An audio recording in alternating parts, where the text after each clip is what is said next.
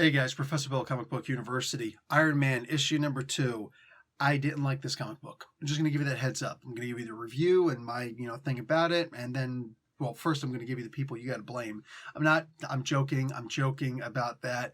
I didn't like the book. I'm not here to blame anybody. It just is what it is. People have different ideas, and not every book is going to be for everybody. And this book, I'm just getting the feeling it isn't for me. I'm not sure if I'll be on the 3rd issue, but I'm thinking about dropping off now. We'll see. But I really doubt I'm going to go past the 3rd issue unless it takes a huge turnaround. But, I mean, I feel like, kind of a butt if I just end it now. But we'll see. I might be a butt. Anyway, guys, Pink, Breast Cancer Awareness Month, America and Canada. I don't know where else, but probably there too. If you're seeing this video, it's Breast Cancer Awareness Month. I should have been doing this a while ago. I didn't.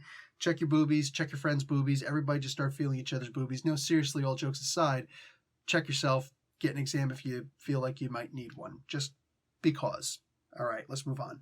This is called Gods and Complexes. Writer is Christopher Cantwell, artist Cafu, color artist Frank D'Armata, and letters VC's Joe Caramagna. Iron Man armor designed by Alex Ross, who also does the cover. God, it's a beautiful cover. A couple of variant covers out there. Designer by Carlos Lau. Okay, Iron Man, created by Stanley, Larry Lieber, Don Heck, and that Jack Kirby guy. He created the original armor on the front cover. Is what it is. So Iron Man is pretty much truly invincible. I mean, he was always called the Invincible Iron Man, right? Didn't realize they took it quite so far, though, or so serious. So there's this big ball that Cardiac is able to somehow make that people are dying in, and it's made out of part adamantium, part iron, part vibranium. And Iron Man's able to get a running head start and punch right through it. Something very similar to that happened in the Juggernaut book, but that one at least made sense. This one, this didn't make sense. This didn't make sense at all in any way, shape, or form. I didn't like it. I didn't like it, but I guess we should expect it because, why would he have a problem punching through adamantium, vibranium, and iron compound alloy when, he could beat up Terex, and that's not going away. That's not going away. You know what I'm saying? I know that Michael Korvac is on an entirely different level, but, for crying out loud, I almost feel like he shouldn't have that much of a problem. I don't fear for Iron Man. I don't fear that, oh man, this might be the one that kills him. This might be the one that hurts him. Something bad might happen to him in this. Dude, in the next issue, do we honestly believe that he's still going to be in the hospital? Seriously, I might find out. I'm not sure. But all things being what they are, I didn't believe that he was even for a second in any kind of danger in here.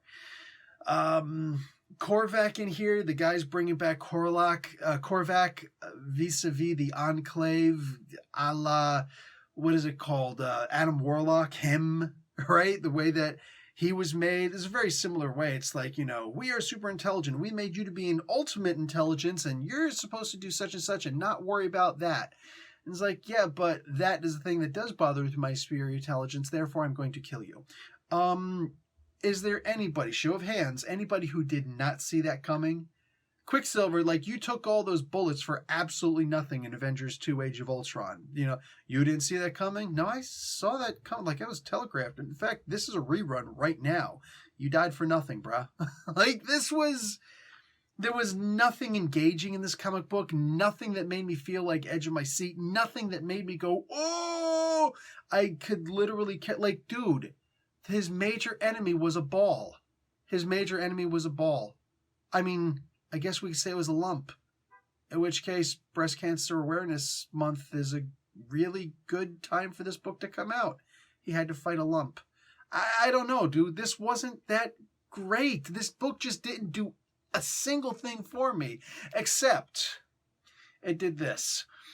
And this is the closest I'm going to get to insulting someone, and I'm not here to insult Mr. Christopher Cantwell. His politics are his own, but's the wrong word. Just, I'm saying, his politics being what they are, and everybody's entitled to their politics. When I say political here, let's just say it, okay? I just got my hands on the entire series for Dave Chappelle's Chappelle Show. I've never actually watched the Chappelle Show before. I've seen some clips before, but I've never actually seen the whole thing before, so I'm very excited to be able to watch that.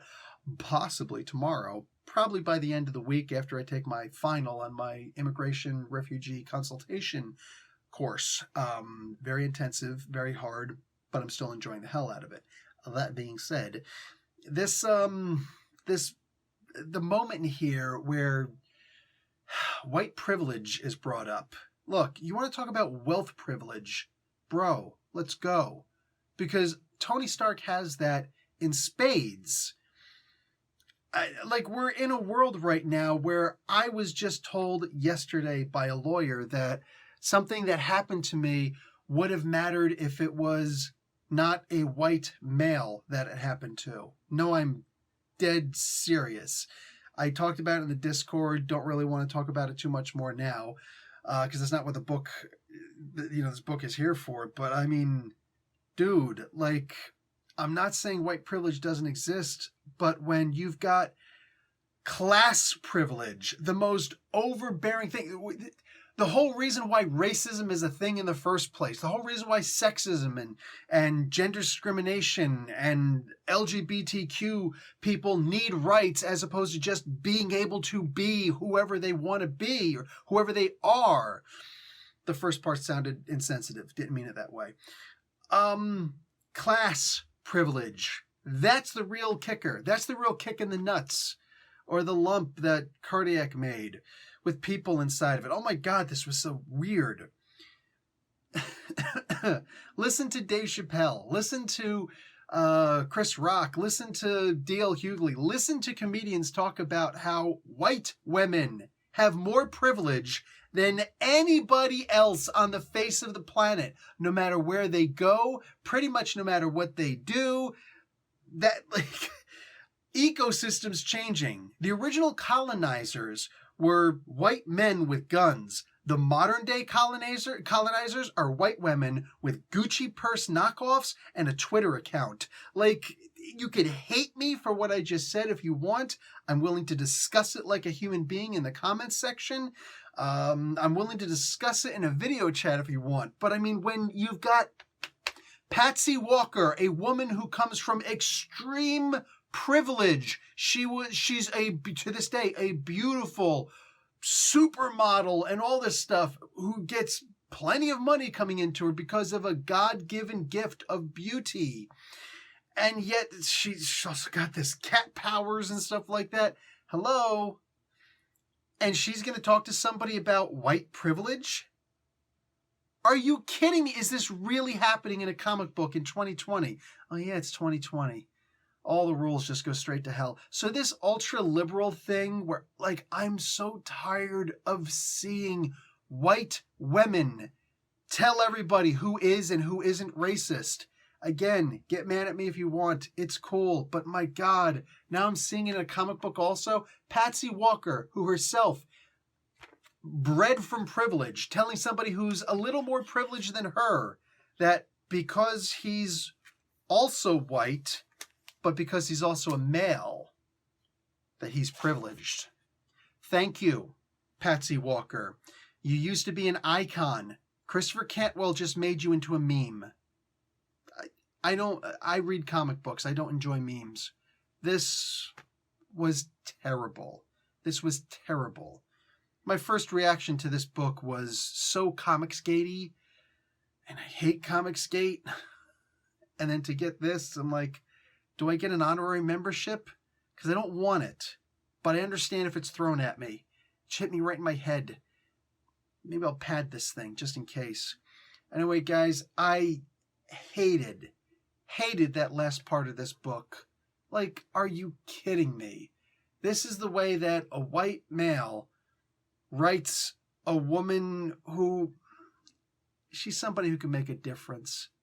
But making a difference by saying that you have white privilege as opposed to really focusing hard that he's just a super ridiculously rich guy who was born a genius, who was born good looking, who was born rich, who was born to a good family, who was born dude, nobody needs Tony Stark is proof that nobody needs a superpower if you've got all of these things working for you. I'm saying. And yet she needs to point out that he's white. and male of all things. My God, man. Purse puppies everywhere are howling at the moon. This was a dumb, horrible, terrible, just it broke the fantasy of things for me. I could literally just see her right now typing on her freaking Twitter, telling people to stop saying this word and that word. My God, man, I'm so done with this. I don't know if I'm coming back for issue 3. I really don't. You've got an absolutely invincible, not the way that's supposed to be used, character, and a golden age character who I love, who's being treated like she's some Kardashian. Yeah, I'm not in for this. Anyway, guys, I'll talk to you later. Again, breast cancer awareness. Check yourself. Make sure that you're healthy. Friends healthy, all that good stuff. Like the video, watch an ad. Professor Bill, Comic Book University. Class dismissed.